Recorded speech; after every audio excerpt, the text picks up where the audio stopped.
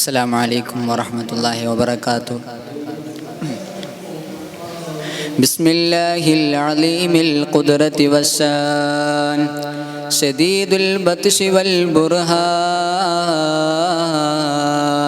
حافظ الدين والقرآن بسم الله ما شاء الله كان لا حول ولا قوة إلا بالله العلي العظيم. ബഹുമാനപ്പെട്ട ഉസ്താദുമാരെ, മുന്നിലിരിക്കുന്ന പ്രിയപ്പെട്ട മുഅ്മിനീങ്ങളെ, ആമുഖം ഒരുപാട് വലിച്ചു നീട്ടാതെ സമയത്തിൻ്റെ അഭാവത്തിലൂടെ ഞാൻ എൻ്റെ വിഷയത്തിലേക്ക് തന്നെ കടക്കുകയാണ്. ഒരു വിശ്വാസിയെ സംബന്ധിച്ചിടത്തോളം അല്ലാഹു സുബ്ഹാനഹു തആല കൽപ്പിക്കുന്ന കാര്യങ്ങൾ അതേപടി ചെയ്യുകയും അരുതേ എന്ന് പറഞ്ഞ കാര്യങ്ങളിൽ നിന്ന് മാറി നിൽക്കുകയും ചെയ്യുമ്പോൾ തന്നെ അവിടെ വളരെ അച്ചടക്കവും മര്യാദയും രൂപപ്പെടുകയാണ്.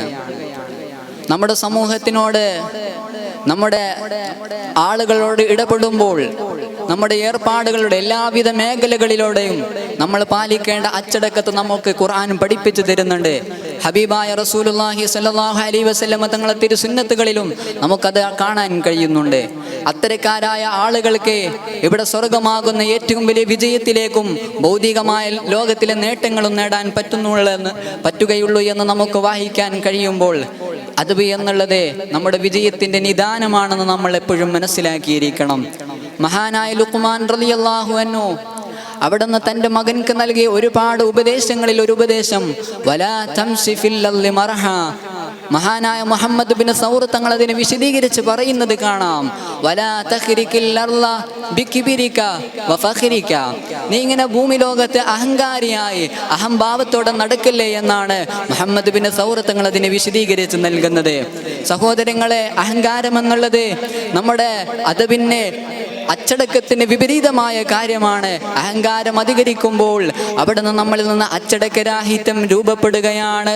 സൂറത്തുൽ ബഖറയിലൂടെ അല്ലാഹു പറയുന്നത് വഖൂലു ലിന്നാസി ഹുസ്നാ.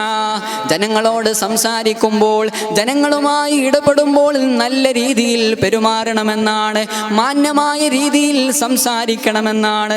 നമ്മുടെ നാവ് അത് അദബുകേട് സംഭവിക്കാനുള്ള ഏറ്റവും വലിയ കാരണമായത് കൊണ്ട് തന്നെ നമ്മുടെ വാക്കുകൾ ഏറെ സൂക്ഷിച്ചു കൊണ്ടായിരിക്കണം. അല്ലാഹു സുബ്ഹാനഹു തആല മലക്കുകളെ വിളിച്ചിട്ട് പറയുകയാണ്, ഇന്നീ ജാഇലുൻ ഫിൽ അർളി ഖലീഫ.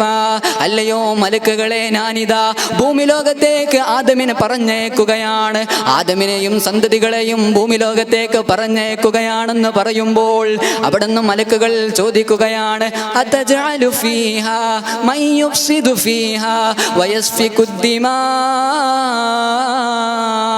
അല്ലയോ റബ്ബേ, ഭൂമി ലോകത്തിന് നാശം മാത്രം വിതക്കുന്ന, രക്തച്ചൊരിച്ചിലുകളിൽ ആനന്ദം കണ്ടെത്തുന്ന മനുഷ്യ വിഭാഗത്തെയാണോ നീ പറഞ്ഞേക്കുന്നത്? അവിടെ അവസാനിക്കുന്നില്ല. അവർ പറയുകയാണ്, വനഹ്നു നുസബ്ബിഹു ബിഹംദിക. അല്ലാഹുവിനോട് തസ്ബീഹ് പറഞ്ഞുകൊണ്ടാണ് അവരുടെ ചോദ്യം അവസാനിക്കുന്നത്. അതൊരു ചോദ്യത്തിന്റെ മര്യാദയായിരുന്നു. അല്ലാഹു സുബ്ഹാനഹു തആല അവരുടെ മലക്കിന്റെ ചോദ്യത്തിന് മറുപടി പറയുകയാണ്, ഇന്നി അഅലമു മാ ലാ തഅലമൂൻ. മലക്കുകളെ, നിങ്ങൾ അറിയാത്ത പലതും എനിക്കറിയാം. എന്നാൽ മലക്കുകൾ അത് അംഗീകരിച്ചു കൊടുക്കുകയാണ്. അത് മറ്റൊരു മലക്കിന്റെ ഭാഗത്തു നിന്നുള്ള അത് ഭാഗി നമുക്ക് വായിക്കാൻ കഴിയുന്നുണ്ട്. അല്ലാഹു സുബ്ഹാനഹു തആല മലക്കുകൾ ആദ്യം വിസമ്മതിച്ച ആദം നബി അലൈഹിസ്സലാമിനെ സൃഷ്ടിച്ചതിന് ശേഷം അല്ലാഹു മലക്കുകളോട് പറയുകയാണ്, വഇദ് ഖുൽനാ ലിൽ മലായികതി ഉസ്ജുദൂ ലി ആദം. അവർ വിസമ്മതിച്ച ആദമിനെ തന്നെ സുജൂദ് ചെയ്യാൻ പറഞ്ഞൊരു ചെറു പരീക്ഷണമാണ് നടത്തുന്നത്. ആ സമയം ഫസജദു, ആ മലക്കുകൾ അത് അനുസരിക്കുകയായിരുന്നു. മലക്കുകൾ ആ അനുസരണ പാലിച്ചത് കൊണ്ട് തന്നെ അല്ലാഹു അവരുടെ സ്ഥാനം നിലനിർത്തുകയാണ്. ഫസജദു ഇല്ലാ ഇബ്ലീസ്. എന്നാൽ ഇബ്ലീസ് മാത്രമാണ് അതിൽ നിന്ന് മാറി നിന്നത്. രണ്ട് കാര്യങ്ങളാണ് ഇബ്ലീസ് അവിടെ ചെയ്തത്. അതിൽ നിന്ന് അല്ലാഹുവിന്റെ കൽപ്പനയോട് വിമുഖത കാണിക്കുകയാണ്. വസ്തക്ബറ, അഹങ്കാരിയായി ഒരു അവകാശവാദവുമായിട്ടാണ് കടന്നു വരുന്നത്. അന ഖൈറും മിൻഹു ഖലഖതനി മിൻ നാർ. റബ്ബേ നീ എന്നെ പഠിച്ചത് പ്രകാശത്തിൽ നിന്നാണ്, ആദമാണ് എനിക്ക് സുജൂദ് ചെയ്യേണ്ടത്, പിന്നെ എങ്ങനെയാണ് ഞാൻ ആദമിന് സുജൂദ് ചെയ്യുന്നത്? വഖലഖതഹു മിൻ തീൻ, ആദം നബി അലൈഹിസ്സലാമിനെ മണ്ണിൽ നിന്നല്ലയോ പഠിച്ചത്?